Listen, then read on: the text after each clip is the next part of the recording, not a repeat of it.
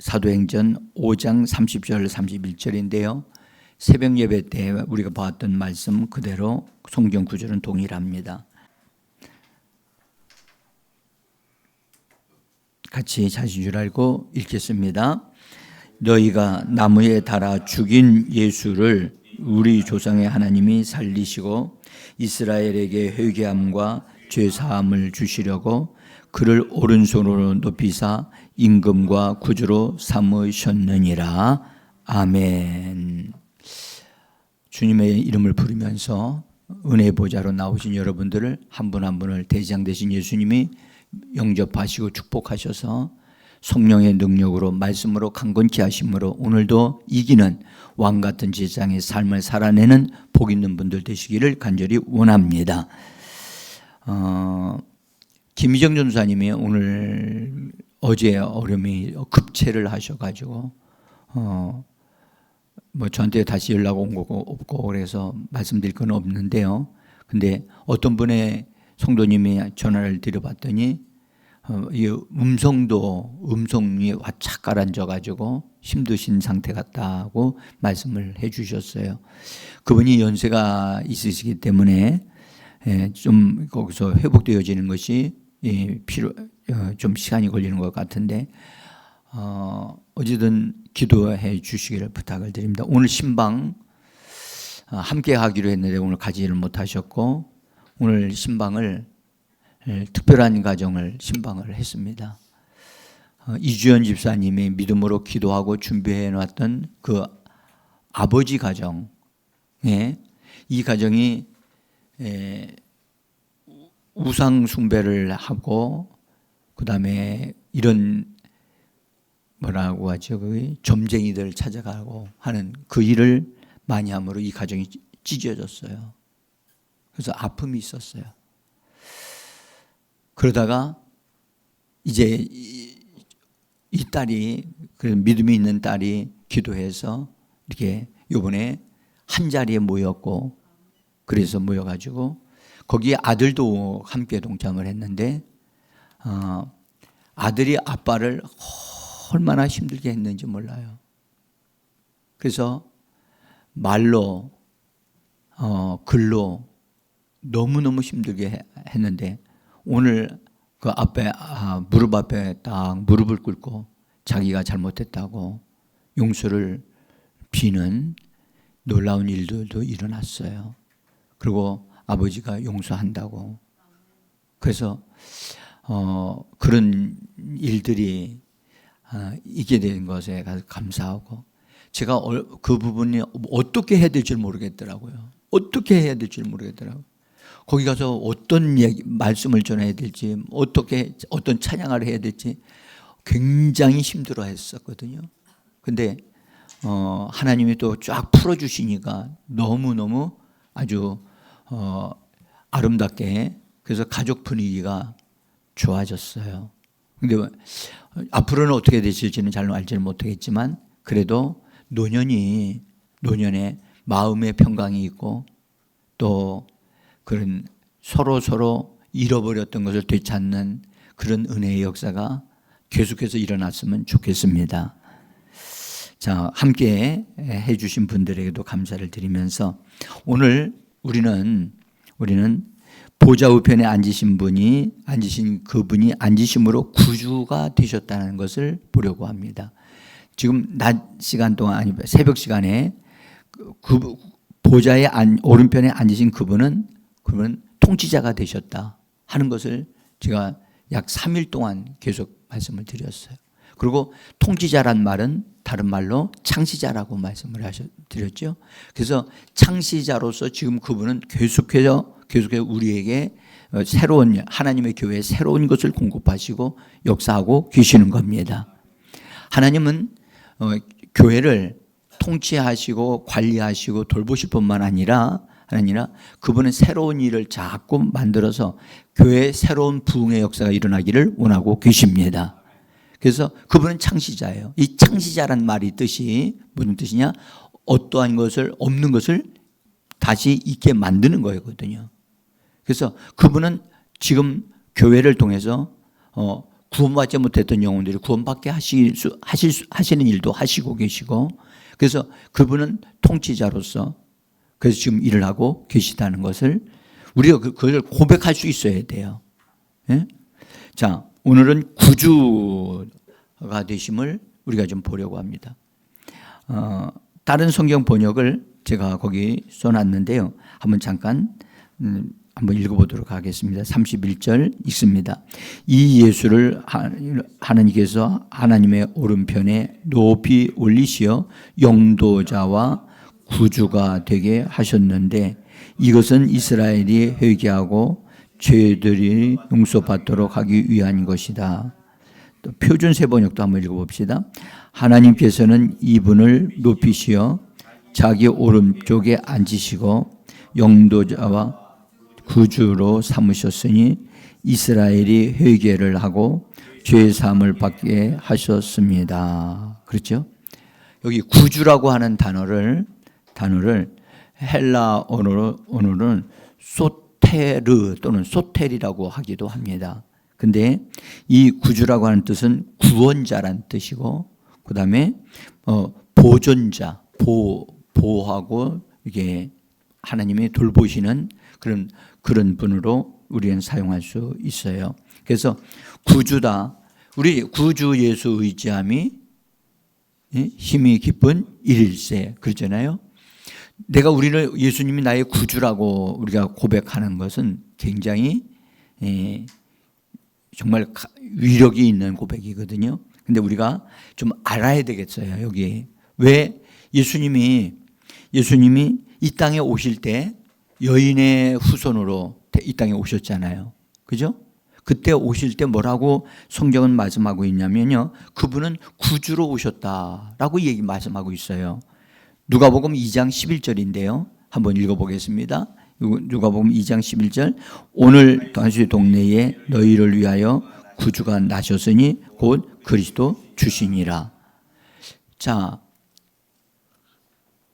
분명한 것은 예수님이 이 땅에 태어나셨는데 태어나셨을 때 어린아이로 태어나셨을 때 그분은 구주시라는 거예요.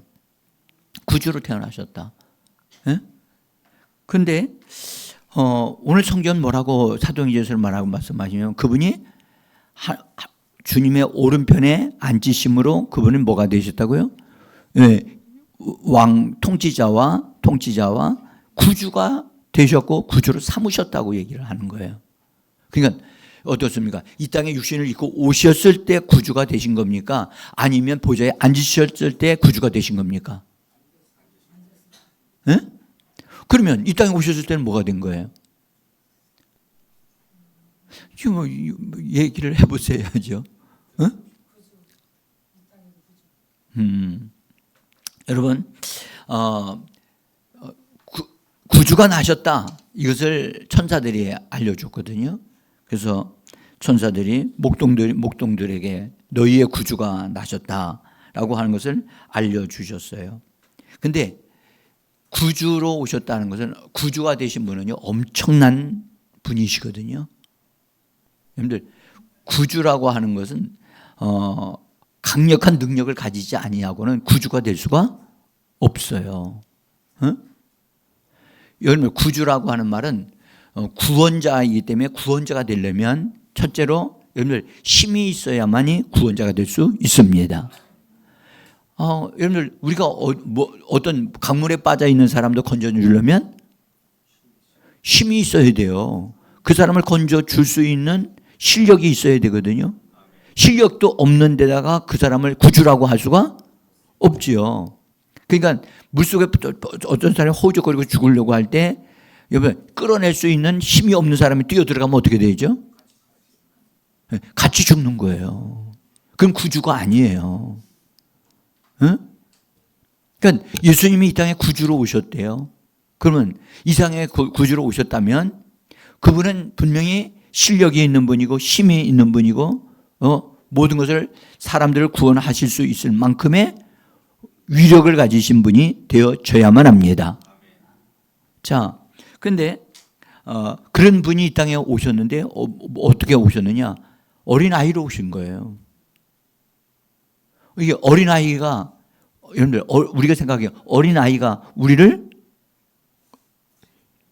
어디서부터 구원해낼 수 있겠어요? 여러분들 그러므로 그분이 이 땅에 오시긴 오셨는데 분명히 구주라고는 얘기는 하는데 구주로서의 역할을 여러분들 역할을 어느 선에서는까지는 구주인 줄을 몰랐던 거예요. 응? 그분이 구주 되심으로 인하여 그것이 드러나면서부터 그분은 구주 되심을 보여주고 나타내 주시고 확증시켜 주신 겁니다. 언제부터 그렇게 됐죠? 언제부터 예수님이 여러분들 예수님이 30살 때까지는 이 사람들을 구원해내는 일이 있었어요? 병든 자 고쳤어요? 귀신 들린 자에게 귀신 쫓아낸 적 없었어요. 그분은 그때 전까지는 구주가 아니었어요. 근데 분명히 구주로 오셨다니까. 오셨는데 구주의 힘이 구주의 어떠하심이 드러나지 않았다는 거죠. 그러나 구주로서의 모든 것을 가지고는 오신 거예요. 근데 구주 되심이 드러나기 시작한 것은 언제였느냐? 성령이 임하시고, 아멘?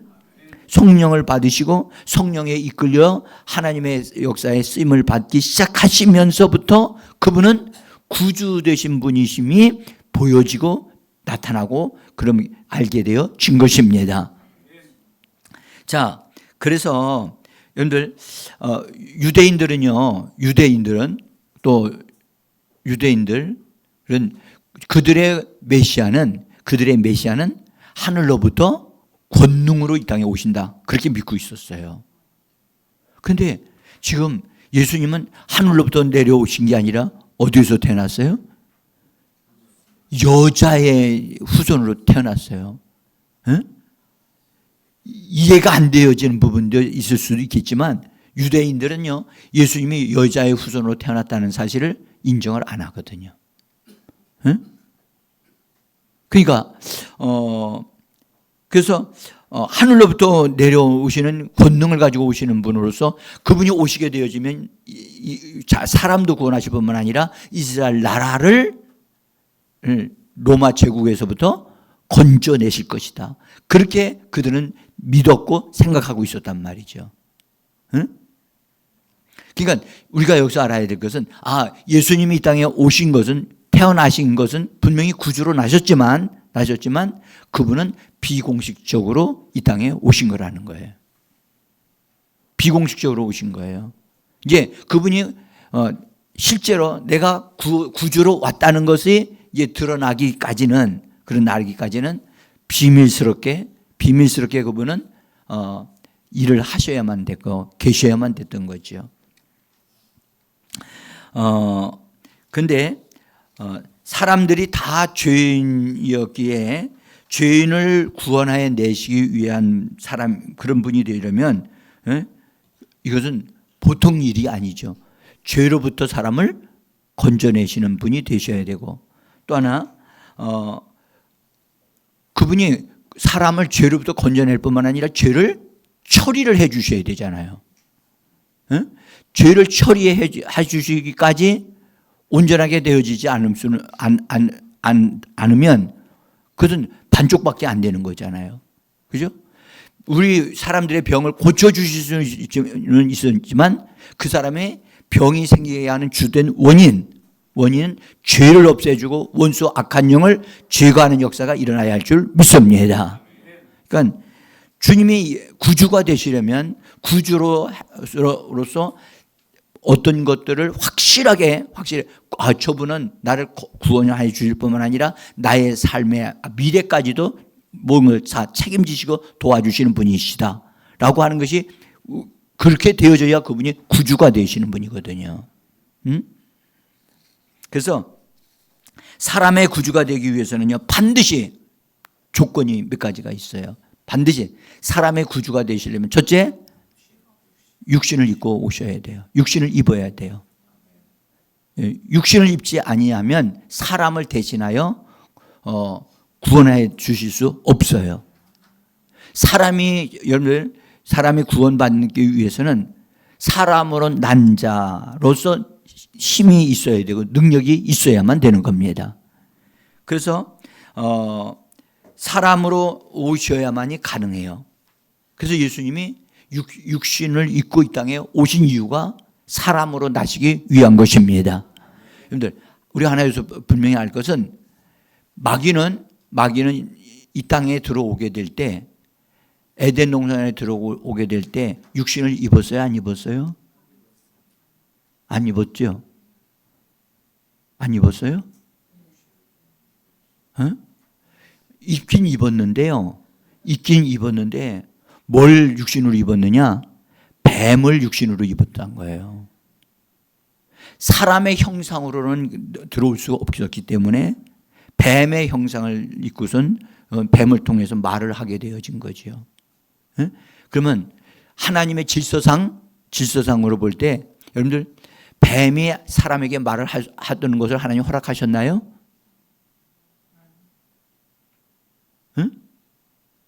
뱀이 그거 허락 안 하셨거든요. 근데 뱀을 통해서 말을 하게 한 것은 원수가 한 거거든요. 그러니까 그것을 아담이 분명히 알았더라면, 아담과 하와가 알았더라면 이건 질서를 깨트리는 일이기 때문에 이건 예수의 이름으로 자기에게 주어진 권세로 그들을 처리를 해야만 했던 거지요. 여러분들, 우리는 하나님이 세워주신 그런 질서를 따라서 우리가 살아가야 될 줄 믿습니다. 근데 원수 마귀는 육신을 입고 이 땅에 들어와야만 되는데, 육신을 입고 사람의 모습을 닦고 들어와야만 이 땅에서 활동할 수 있는 그런 근거가 되어지거든요. 근데 육신을 입지 않고 뱀의 형상을 입었단 말이에요. 뱀의 형상을 입은 자는 이 땅에서 왕노릇할 수 없습니다. 그러니까 이 부분을 분명히 알고, 원수는 불법자라구나. 원수 마귀는 불법을 행하는 자고 불법적으로 뱀의 몸을 갈취한 거예요. 갈취해서 그 뱀의 속에서 뱀의 몸을 통해서 말을 하게 한 거란 말이에요. 이건 마귀가 한 짓이란 말이에요. 그러니까 우리는 이런 부분에서 속지 않아야 될 줄 믿습니다. 속지 말아야 돼요. 자, 그래서 예수님은 육신을 입고 오셨어요. 또 하나는 사람으로 태어나실 뿐만 아니라 사람과 같이 사셔야 되거든요. 예수님이 이 땅에서 사람과 같이 사셨나요? 자기 형제들이 있었나요? 형제들이 있었죠? 예수님의 동생들이 있었어요? 있었어요. 예수님의 동생들이 얼마나 많았는데요. 그러니까 같은 집안에서 살다 보니까 예수님이 뭐 큰 능력이 탁 나타나는 것도 아니었고, 그래서 보니까 형제들하고 같이 30살까지 사셨단 말이에요. 그래서 예수님의 동생들인 야고보나 또 예수님의 동생 유다나 이런 사람들이 예수님을 믿을 수가 없었던 거예요. 메시아로 믿을 수가 없었던 거예요. 그래서 예수님이 죽으실 때도 그분이 하나님의 아들이라고 하는 걸 몰랐던 거예요. 언제 알았어요? 부활해서 예수님이 그 형제들에게 나타나셨거든요. 그냥 부활한 걸 보고 손에 못자국 난 거 보여주면서 그들에게 하니까 그제서야 비로소 예수가 하나님의 아들이시고 사람의 구주가 되신 분이라는 사실을 그들이 믿기 시작한 겁니다. 자, 그러면서 우리가 하나 꼭 알아야 될 것은, 이 구주가 되시려면 육신을 입고 이 땅에 오셨을지라도 그분은 죄가 없어야만 바로 구주가 될 수 있습니다. 우리를 구원해 주실 자가 여러분들 약점이 있거나 죄가 있다고 한다면 죄인은 죄인을 구원해낼 수가 없습니다. 그러니까 죄가 없는 분이어야 돼요. 그러면 한번 여쭤보고 싶은 것은, 여러분, 예수님이 죄가 있습니까? 없습니까? 어떻게 알아요?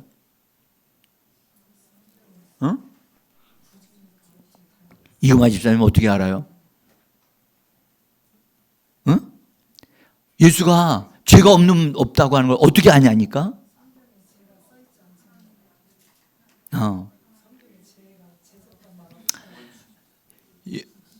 중요한 것은 만약에 누가 이런 질문을 하면 성경은 하나님의 말씀인데 성경은 예수님이 죄가 없는 분이라고 분명하게 증거합니다. 이렇게 말해야죠. 응? 이단자들은 간교하게 사람들을 속이거든요. 응? 그래서 죄가 없는 분이고 그다음에 죄가 없을 뿐만 아니라 죄를 처리하실 수 있는 능력이 있어야 돼요. 여러분들 천사들, 거룩한 천사들 있어요? 거룩한 천사들? 천사들이 능력이 있어요, 없어요? 있어요. 근데 천사들이 우리의 구주가 될 수가 없는 이유가 뭐예요? 좀 얘기했잖아요, 지금 다. 응? 천사들은 몸을 입지 않았잖아요. 응? 그들은 죄가 없을지라도 죄를 처리할 능력이 없어요. 근데 예수님은요? 예수님이 뭘로 죄를 처리하셔요? 왜 얘기를 좀 하세요? 이호계 집사님 뭘로 처리해요? 여러분들 예수님이 육신을 입었을 때는 육신을 입었다는 말이 무슨 말이냐면 피를 가졌다는 말이거든요. 그 피는 그분의 속에 있는 피는 죄 없는 피이기 때문에 죄들을 씻어낼 수 있는, 죄를 없이 할 수 있는 능력을 가지고 있는 피인 것입니다. 그렇기 때문에 예수님이 공적으로 자기 자신이 나타나실 때 죄인들에게 내 죄삼 받았느니라고 말씀하실 수 있었던 것은 무엇에 근거합니까? 하나님의 아들이기 때문에 한 것이 아니고 뭐를 위해서? 예수님이 가지고 계신 피에 근거해서 예수의 피에 근거해서 내 죄삼 받았느니라고 하실 수 있었던 거예요. 아멘? 제가 지금 이렇게 말씀드릴 때 이런 부분들이 딱 이렇게 좀 세워졌으면 좋겠어요. 응? 그러니까 예수님이 이 땅에 구주로 오신 것은 천사를 위함이요, 우리를 위함이에요. 정말 믿어요? 아까도 우리 성경 말씀에 너희를 위하여 구주가 나셨다 말씀하셨잖아요. 따라서 너희를 위하여 구주가 나셨다. 바로 죄인된 우리를 위하여 그분이 구주로 나신 겁니다. 아멘. 그래서 그분이 죄를 처리하실 수 있는 능력을 가지신 분이어야만 한다. 이런 조건들이 충족되어져야만 그분이 구주가 될 수 있는 거예요. 응? 그냥 우리는 구주 예수 의지함이 그렇게 노래는 하는데 구주가 어떻게 되는 분이 구주가 되는 거니까에 대한 것을 알지를 못하고 노래만 하고 있잖아요. 응? 또 하나는 여러분들 구주가 되시려면 구원자가 되시려면 여러분들 자기가 가지고 있는 것을 다 대가를 지불하고라도 그 사람을 건져줄 수 있는 분이 되셔야만 해요. 그러려면 사람을 사랑하는 것이 있어야만 되는 거예요. 더구나 죄인까지 사랑하는 분이 되셔야만 하는 거예요. 저와 여러분 죄인이었나요? 대답을 안 하시는 거 보니까 그러면 그전에는 의인이었나요? 예. 여러분들 구주가 필요하신 분들은 다 죄인들에게 구주가 필요한 겁니다. 예? 그래서 대가를 지불하셔서 어떤 대가요? 죄인들이 가지고서 올무에 걸려서 나오지를 못하고 있어요. 어떤 올무죠? 예? 예, 원수 마귀에게 종로로 타고 있고요. 또 사망에 붙잡혀 있고요. 그 다음에 죄의 종이 되어져서 거기서 빠져나올 수가 없는 거야. 그러면 이 올무를 풀어줘야 돼, 안 풀어줘야 돼요? 풀어줄 수 있을 만큼 능력이 있어야지요. 아멘?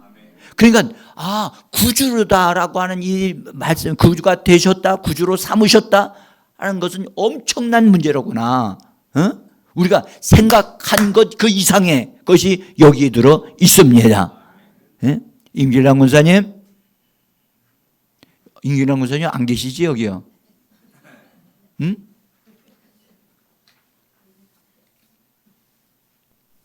그래서 여러분들 일단 이런 기본적인 자격을 가져야만 그분이 구주가 될 수 있는 겁니다. 우리가 지금 현재 쫙 봤지만 예수님이 분명한 그런 자격을 가지고 계십니까? 가지고 계신다고 우리는 말할 수 있어요. 왜냐하면 우리는 그분이 어떤 분인지를 성경을 통해서 아니까요. 자, 그러나 로마서 8장 3절을 한번 보지요. 같이 성경을 읽어보겠습니다.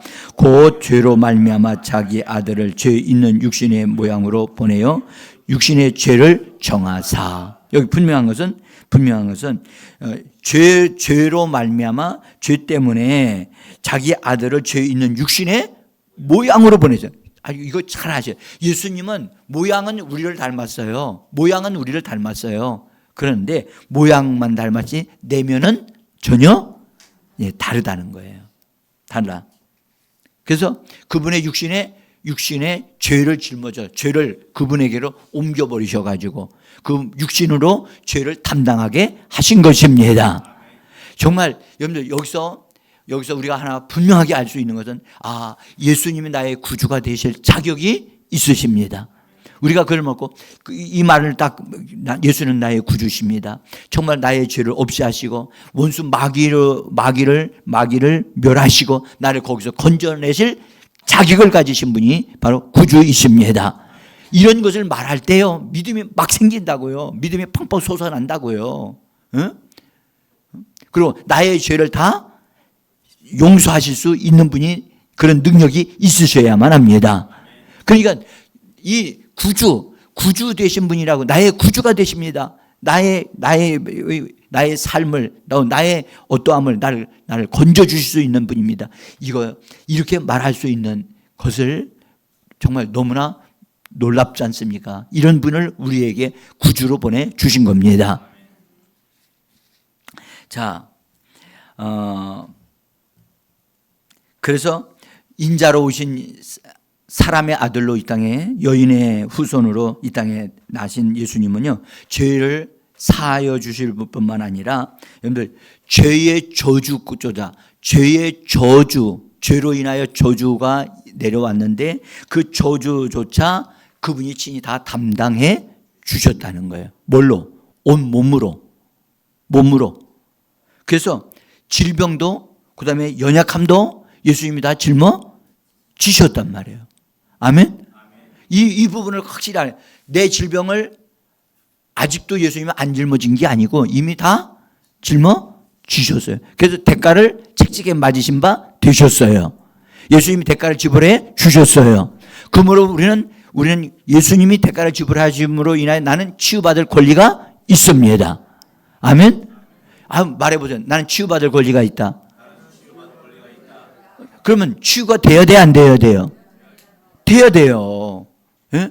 치유받을 권리가 있어요. 그 권리를 주장하십시오. 주님 앞에 자꾸 말씀을 들으십시오. 그걸 들으시면 주님이 이거 안 되겠다. 내가 다 이루어 놓은 건데 이렇게 주장하는데 이걸 이루어지지 않는다면 나는 불의한 재판관보다 더 못된 사람이 되겠다 해서 예수님이 그것이 이루어지게 하신다는 거예요.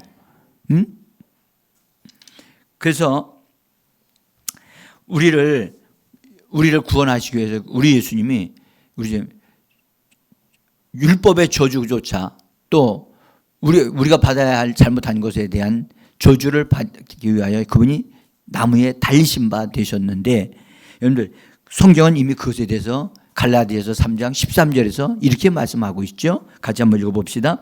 그리스도께서 우리를 위하여 저주를 받은 바 되사 율법의 저주에서 우리를 속량하셨으니 기록된 바 나무에 달린 자마다 저주 아래에 있는 자라 하였음이라. 아멘. 여기서 우리라고 하는 말 대신에 나를 위하여 그렇게 바꿨으면 더 실감나게 되겠죠. 나를 위하여 같이 한번 읽어볼까요? 그리스도께서 나를 위하여 저주를 받은 바 되사 율법의 저주에서 나를 속량하셨으니 기록된 바 나무에 달린 자마다 저주 아래에 있는 자라 하였음이라. 아멘. 그러므로 이 말씀에 근거한다면 여러분들 우리는 저주 받을 사람이에요? 축복 받을 사람이에요? 좀 더 크게 뭐 받을 사람이요? 그럼 우리가 받아야 할 저주를 누가 다 담당했어요?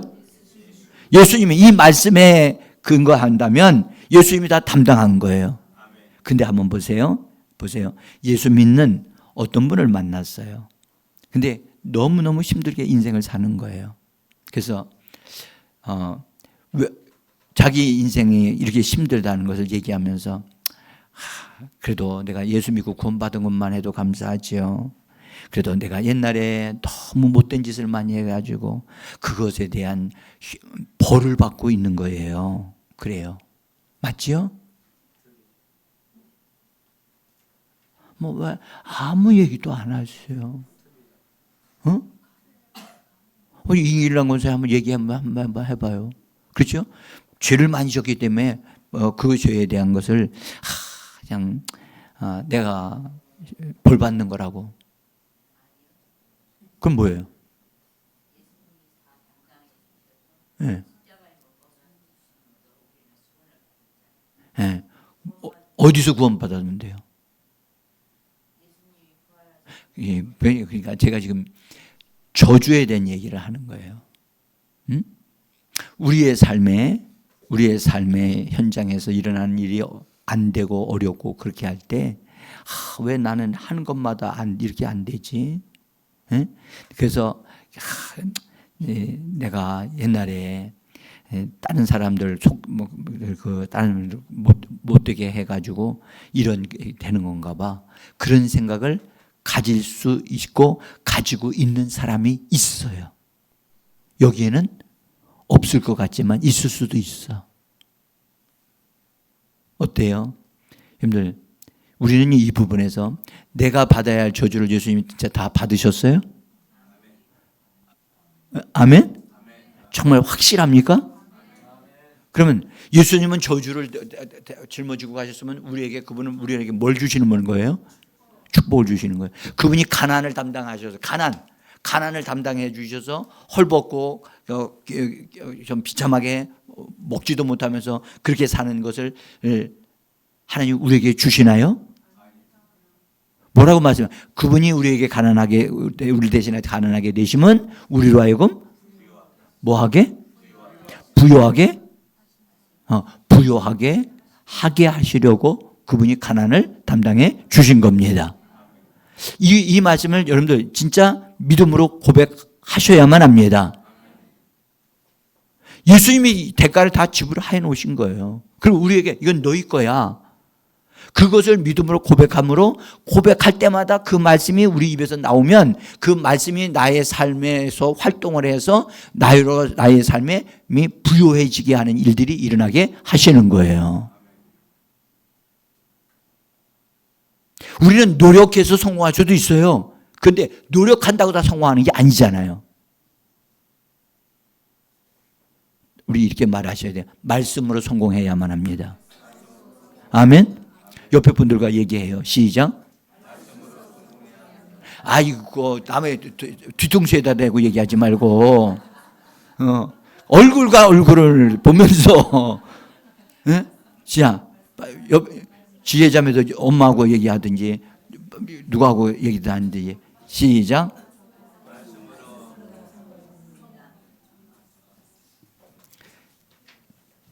여러분, 하나님의 말씀이 하루아침에 이루어지는 건 아니죠.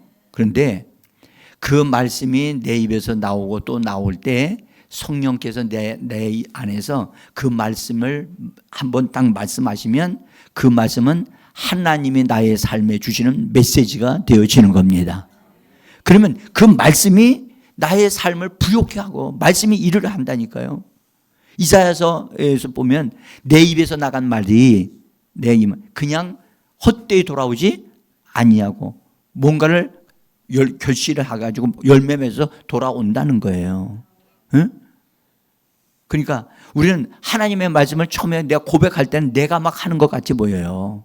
그런데 어느 순간에 성령이 나의 입을 통해서 하시는 말씀이 딱 되게 하셔요.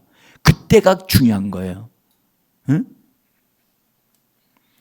그래서 예수께서 우리를 위하여 율법의 저주를 율법의 저주를 우리를 위하여 율법의 저주에서 우리를 속량하셨다.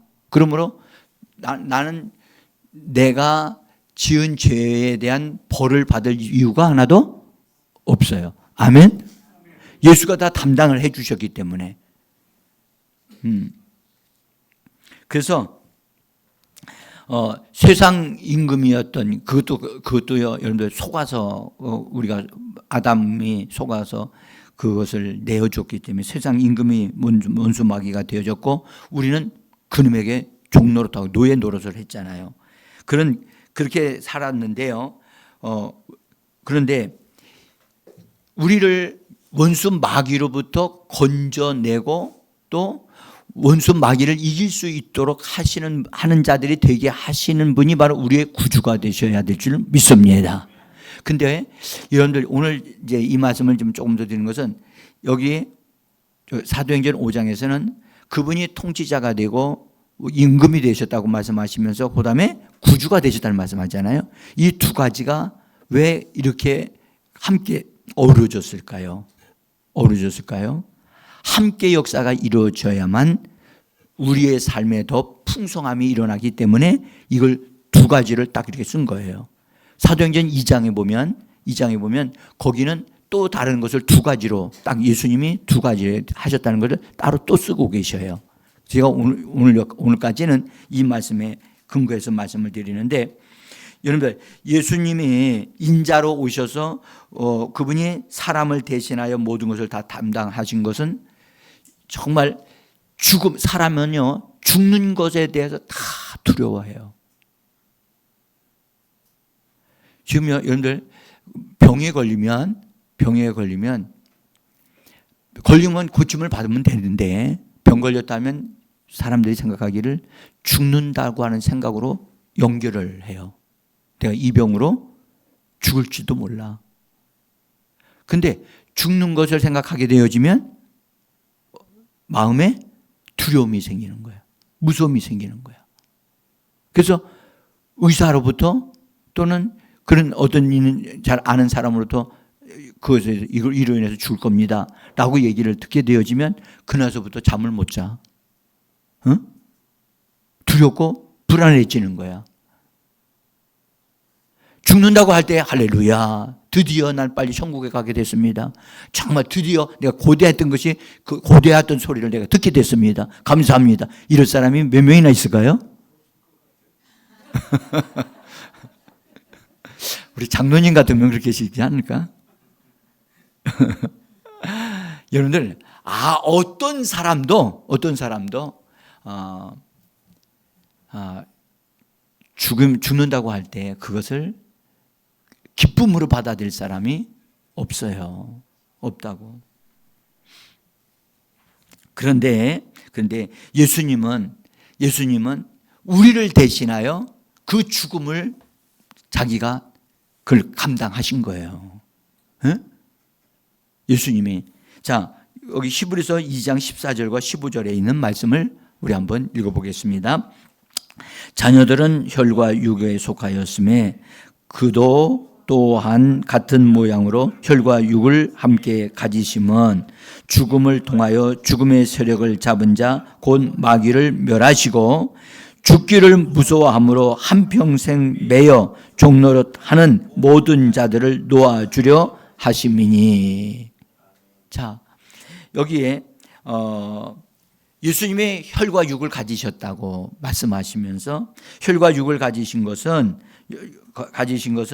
여러분들 바로 혈과 육을 가진 우리를 위하여 친히 죽음을 대신하기 위하여 그분이 육신을 입으시고 그것을 통해서 죽음을 끝장내고 또 사망을 끝장내고 마귀를 끝장내려고요. 그렇게 해서 그분이 그래서 우리를 죽음으로부터 사망으로부터 또한 원수 마귀로부터 우리로 하여금 해방되게 하려 하심인 줄 믿습니다. 그래서 죽기를 무서워함으로 한평생 매여 종노릇한다. 죽는 것 때문에 두려워서 지금도 여러분들 죽지 않으려고 지금도 얼마나 사람들이 발버둥 치는지 몰라요. 그런데 그리스도인들은 절대 그렇게 안 한다고요. 설사 어떤 병이나 어떤 어려움이 왔을 때 우리 그리스도인들은 그것 때문에 하나님을 찾게 되어지고 하나님 앞에 회개할 것은 회개하고 또 하나님의 은혜를 구하는 줄 믿습니다. 그렇죠. 하나님을 찾는 도구가 되어지는 거거든요. 그리고 하나님께서 그것을 통해서 그 사람에게 은혜를 베풀어 주시고 또 생명을 주시면 다시 거기서 살아나게 되어지는 줄 믿습니다. 그리고 우리 예수 믿는 사람들은 여러분들 이 땅에서 자기에게 주어진 수명대로 살아야 할 권리가 있는 줄 믿습니다. 그 전에 죽음이 오면 우리는 그것에 대해서 주님 앞에 변론할 충분한 이유가 되는 줄 믿습니다. 주님, 저에게 생명의 수완을 100세까지 주셨는데 지금 내가 60세에 70세에 내가 가는 것은 하나님의 주신 것에 의한 그 말씀에 의한다면 이것은 합당하지 않습니다. 나는 예수의 이름으로 그때까지 살기를 원합니다. 그게 이유를 충분하게 여러분들 다 진열시켜 가지고 하나님 앞에 그걸 놓고 계속 주장하시면 하나님이 보실 때 너의 의로움을 내가 인정한다. 네가 주장하는 건 맞다. 그러므로 너는 거기서 치유되어지고 회복되어지고 강건하게 된다라고 말씀하셔야만 되는 줄 믿습니다. 여러분들 우리는 그냥 일찍 죽어도 하나님의 뜻이고 병으로 죽어도 그것도 하나님의 뜻이고 그렇습니까? 그거 아니거든요. 마귀가 갖다 주는 것에 내가 속아서 내가 내 수명을 다 살지 못한다면 나는 손해본 사람이에요. 우리는 절대 그리스도 예수의 사람들은 이 땅에 사는 삶 그날까지 충분히 예수님의 이름으로 선한 일을 하면서 착한 일을 하면서 하나님이 인정하시는 좋은 일을 하면서 살아가야 할 권리가 있는 줄 믿습니다. 아멘. 그래서 여러분들 이런 부분에서 머뭇거리지 마세요. 그래서 건강하게 살아야 할 권리가 있습니다. 또 재물을 얻을 권리가 있는 줄 믿습니다. 그래서 이걸 주장할 줄 아는 사람은 원수 마귀가 뭔가를 나쁜 거 빌병을 갖다 줬다 할지라도 통하지를 않거든요. 통하지를 않는다. 하나님은 하나님이 허락하시면 그것이 그대로 이루어지는 거예요. 아멘. 히스기야 왕이 나라가 잘 되어지니까 자기 힘으로 잘 되어지는 줄 알았어요. 그러니까 히스기야 왕이 교만해졌어요. 교만해지니까 하나님이 그에게 병이 생기게 그냥 그때는 하나님이 그를 보호를 안 하신 거예요. 안 하시니까 원수가 병을 갖다 준 거예요. 그래서 아프다는 얘기를 듣고 선지자가 하나님 앞에 기도했어요. 그래서 죽는다고 말해라. 죽는다고 말을 해라. 그래서 왕한테 가서 하나님의 선지자가 가서 당신은 이 병으로 죽습니다 하니까 할렐루야 감사합니다 그랬죠? 히스기야는 바로 그 자리에서 얼굴을 벽을 향하여 딱 돌이켰어요. 그 자리에서 병을 딱 돌이켰어요. 선지자가 나가는 것도 보지 않고 하나님을 향하여 벽을 딱 돌고 그 자리에서 하나님 앞에서 자기가 잘못한 것은 회개하고 하나님 이 부분에 대해서 제가 하나님의 은혜를 덧입기를 원합니다 하면서 그가 그런 믿음의 주장을 해요. 그러니까 하나님께서 그걸 보시고 그의 태도를 보시고 그에게 몇 년 더 살게 했어요? 예. 보세요. 여러분들 하나님은 그 히스기야가 그 병으로 죽을 수도 있었던 거예요. 그런데 하나님은 그가 자기에게 주어진 수명까지 살 수 있도록 그에게 기회를 주신 거거든요. 그래서 여러분들 어떤 병이 있다는 것이 두려운 게 아니에요. 우리는 병을 넉넉히 정복하고 이길 수 있는 하나님의 사람이고 믿음이 있는 줄 믿습니다. 자, 그래서 예수님이 이 땅에 오신 것은 구주로 오셨지만 구주로 육신을 입고 오신 것은 비공식적으로 오신 것이다. 그래서 비공식적으로 오셔서 그분이 무슨 일을 하셨어요? 비공식적으로 오셔야만 됐던 이유가 여기 있어요. 만약 공개적으로 이분이 구주다 그랬으면 원수 마귀가 다 알았어요, 몰랐어요? 응? 다 알아가지고 어떻게 했어요? 그냥 난리가 났겠죠. 응? 근데 그분이 오셔서 자기가 십자가의 죽임을 당하기 전에 일단 사람들에게 소망을 주시면서 사람들을 위하여 내가 대신 다 담당한 것이다 라는 것을 알게 하시기 위해서 말씀도 하시고 다 그렇게 하셨어요. 그래서 그분은 죄를 처리하시고 원수 마귀를 처리하시고 그다음에 여러분들 우리들의 모든 것들을 다 친히 자기 온몸으로 다 담당하시려고 그분은 결단하신 거예요. 응? 그래서 여러분들 비공식적으로 오셔가지고 그렇게 담당하셨기 때문에 예수님은 다시 재림하실 때는 그분은 구주로 오시는 분이 아니셔요. 아멘? 그분이 공개적으로 오실 때는 구주로 오시지 않습니다. 뭘로 오실까요? 응? 그분은 심판의 주로 오시는 분이 되실 겁니다. 지금 우리가 이 땅에 살아 있을 때 예수 그리스도를 나의 구주로 충분히 얻어 누리게 되어지기를 예수의 이름으로 축복합니다. 정말 예수님은 나의 구주가 되십니다. 예수님은 나의 구주가 되십니다. 이 말이 믿음으로 고백하게 되어진다면 거기에 능력이 역사되어지는 걸 믿으셨으면 좋겠어요. 응?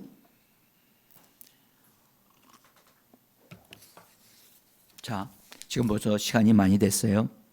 자, 근데요, 여러분들, 우리는 예수님이 우리가 마귀에게 진 빚을, 하나님에게 진 빚을, 다 예수님이 다 담당하여 주시고 십자가로 짊어지고 가신 겁니다.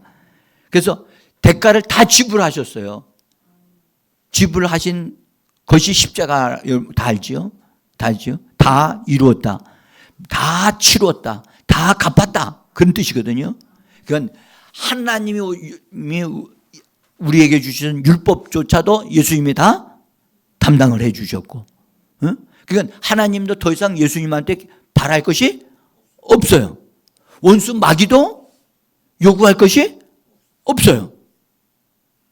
사람인 우리들도 예수님이 이뤄놓으신 것이 우리에게 넘쳐나는 줄 믿습니다. 그러니까 하나님도 사람도 또 원수 마귀조차도 예수님이 이뤄놓으신 것에 대해서 더 이상 할 말이 없게 만드셔 놓으셨어요. 그래서 충분합니다. 넘쳐납니다. 그래서 그분은, 예수님은 우리가 이렇게 말해요. 그분은 전능자이십니다. 예수님은 나의 삶 속에 무엇이든지 다 해결하실 수 있는 전능자이십니다. 전능자라고 하는 것은 모든 것을 다 충족시키고 다 만족시키고 또 남는 분이란 뜻이거든요. 응? 그래서 예수님이 이 땅에 오셨을 때는 비공식적으로 구주로 오셨지만 그분이 보좌에 앉으시면서 그분은 공식적으로 앉은 거예요. 구주로 앉으신 거예요. 그리고 지금 이 시간에 여기 그분은 보좌에 앉아 계시지만 이 땅에서는 구주의 역사가 지금도 진행되고 있는 줄 믿습니다. 그래서 성령께서 우리들에게 예수가 너의 구주다. 예수가 너의 구주다. 그러면 우리의 필요가 다 채워지고 우리를 원수로부터 모든 필요를 다 채워주시는 분임을 믿으셔야 됩니다. 그래서 여러분들, 예수가 나의 구주다. 예수가 나의 구주다. 그렇게 여러분들 정말 믿음으로 말할 수 있게 되어지기를 원합니다. 여러분들 물질적인 문제도 여기 다 포함되어 있어요. 아멘. 그런데요, 이 말씀을 하실 때 이런 아주 신기한 말씀을 여기도 써놨어요. 여기 31절 보세요. 31절 저기 이거는 제가 성경으로 다시 안내합니다. 여러분들 31절에 보면 이스라엘에게 죄사함과 회개함과 죄사함을 주시려고 그를 오른손으로 높이사 임금과 구주로 삼으셨느니라. 여러분들 누구에게, 여러분 이스라엘 사람들에게 뭘 주시려고요? 회개함과 죄 용서함을 주시려고, 그렇게 하시려고 그분이 임금과 구주가 되게 하셨다는 거예요. 왜 이런 말씀을 써놨죠? 모든 사람들을 위하여 예수님이 십자가에 못 박혀 죽으시고 부활하신 그분이 구주가 되신 분인데, 여기는 이스라엘이라는 이름만 턱 기록한 거예요. 왜 그러죠? 자, 여기에 비밀이 있어요. 여러분들, 이 땅에 구주로 오신 분을 구주가 아니라고 하고, 하나님의 아들로 오신 분을 하나님의 아들이 아니라 하나님을 모독한 불경죄를 지었다 해서 예수를 잡아 죽인 사람들이 누구예요? 이스라엘 사람들이고 종교 지도자들이었어요. 그러면 이처럼 못된 놈들이 이 땅에 있어요, 없어요? 있어요? 그 놈들은 또 어떤 놈이에요? 여러분들, 이스라엘 족속만큼 하나님 앞에 범죄한 족속이 없어요. 그들은요, 우린 이방인들에게 우상숭배하고 자기 갈 길로 가는 사는 사람 그 정도예요. 근데 이스라엘 백성들은 뭐 했어요? 하나님이 오셔서 구주가 되신 그분이 오셔서 기적을 베풀고 병든 자 고쳐주고 초자연적인 능력을 보여서 오병이어의 기적을 보여주시면서 그분이 전능하신 분이고 사람들의 필요를 다 채워주시는 분이라는 걸 그들에게 보여주었어요. 근데 그분을 어떻게 했어요? 거절했어요. 거절하고 심지어 십자가에 못 박아 죽이라고 했어요. 그리고 실제로 죽이도록 종교 지도자들이 꾸며가지고선 실제로 죽였잖아요. 그래서 베드로가 너희가 죽인 예수라고 그러잖아요. 너희가 죽인 예수. 너희는 살인이야. 살인했어. 그것도 보통 사람이 아니라 누굴 죽였어? 죄 없는 하나님의 아들을 죽인 사람이야. 그러면 보세요. 하나님의 구원자로 보내신 그분을 죽였다면 그들에게 하나님이 여러분들, 하나님이 용서를 해야 되겠어요? 벌을 주셔야 되겠어요? 아니, 솔직하게 말씀을 해보세요. 여러분들, 하나님의 아들이 아니라고 하면서 아들이 됐다고 그렇게 한 것이 하나님께 범죄했다고 해서 그 아들을 잡아 죽였어. 그들을 용서해야 돼요? 벌 내려서 정말 저주를 받게 해야 돼요?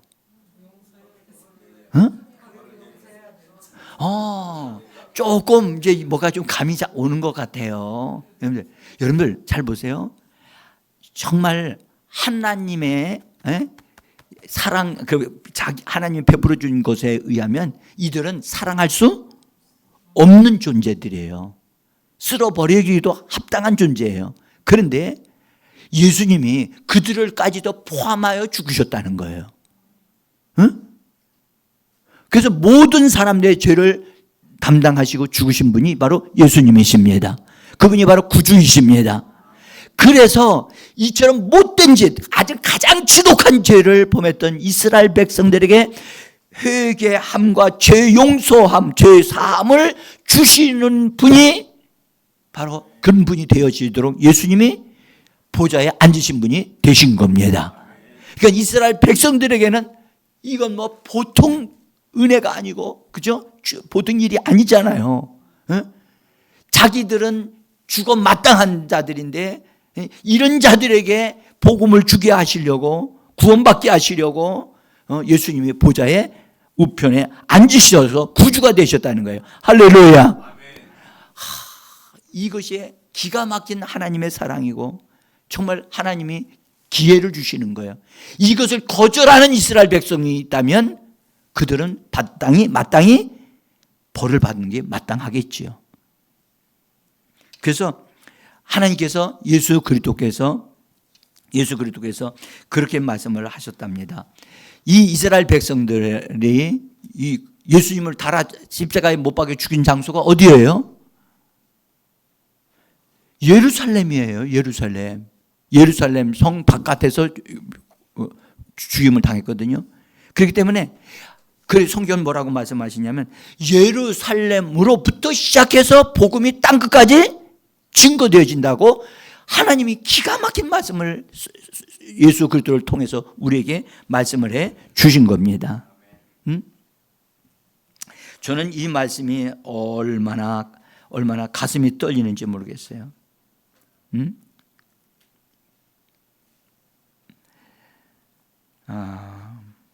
자, 누가복음 24장 47절이에요. 시간이 없으니까 이거 보겠습니다. 누가복음 24장 47절 같이 읽습니다. 시작. 또 그의 이름으로 죄 사함을 받게 하기에는 회개가 예루살렘에서 시작하여 모든 족속에 전파될 것이 기록되었다. 그러니까 예루살렘에서부터 이 복음이 전파되어지는 건 바로 회개할 수 있고 용서받을 수 있다. 너희가 예수를 잡아 죽였다 할지라도 하나님은 너희를 용서하기로 작정하셨다. 그러므로 하나님께로 너희 마음을 돌이켜야 한다. 이분이 바로 구주 예수이십니다. 이 사랑을 받은 우리가 이 사랑을 받고 있고요. 그리고 우리가 실수할 수 있죠. 잘못할 수 있어요. 하나님은 우리를 버리십니까? 안 버려요. 여러분들 이스라엘 족속도 그 지독한 죄까지 범했는데도 불구하고 그들을 용서하셨다면 하나님은 내가 실수했던 잘못도 뭐 하시는 분이다? 용서하신 분이다. 아멘? 이걸 좀 정말 잘 믿었으면 좋겠는데. 응? 여러분들 사업하다 보면 사업 실패할 수도 있고 성공할 수도 있어요. 그죠? 그 때문에 스트레스 받아가지고 실패한 것 때문에 스트레스 받아서 병 생길 수 있어요. 근데 여러분들 하나님은 우리가 그로 인해서 그런 것으로 인해서 우리가 고통을 당하고 그것 때문에 죽기를 원하지 않습니다. 이제 이해가 하셨습니까? 진짜 이스라엘 족속조차도 용서하시기를 원하시는 하나님이신데 우리 이방인들이 우리가 주님을 따르면서 실수했던 일들에 대하여 하나님이 용서하십니다. 용서하십니다. 그래서 우리가 스스로 나는 용서 못 받을 거야. 내가 하나님 앞에서 이런 죄를 범했기 때문에 용서 못 받을 거야 라고 말씀하지 마시고 지금 우리 주님은 이스라엘 백성에게 기회를 주시는 그 하나님은 나에게도 기회를 주시는 하나님이라고 하는 사실을 믿으시고 믿음으로 도전하고 하나님의 은혜에 감격하고 감사하는 우리가 되어지기를 원합니다.